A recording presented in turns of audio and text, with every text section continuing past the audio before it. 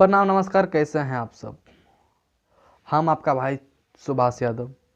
आशा करता हूं कि आप लोग बहुत अच्छे होंगे और अच्छे रहिए और मेरे चैनल को सब्सक्राइब कर दीजिए। तो बहुत खुशी की बात है, खेसारी भैया आपका चहेता सिंगर दबंग स्टार खेसारी भैया जी आ रहे हैं छपाक वाटर पार्क फतुहा पटना में। तो होली के हुड़दंग मचाने आ रहे हैं भैया। अक्षरा सिंह और खेसारी भैया एक साथ ही आएंगे और धूम मचा देंगे। आप लोग जाना नहीं भूलिए और जाइए, शो को देखिए और इन्जॉय कीजिए।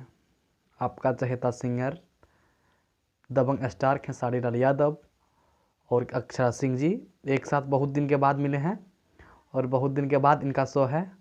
तो आप लोग जाइए और इन्जॉय कीजिए। स्थान जहाँ पे आ रहे हैं खेसारी भैया, छपाक वाटर पार्क फतुहा पटना में। तो जाना मत भूलिए और जाइए, देखिए शो। हर एक वीडियो इसी तरह लाते रहेंगे और आप लोग सपोर्ट करते रहिए। थैंक यू, धन्यवाद। हर हर महादेव।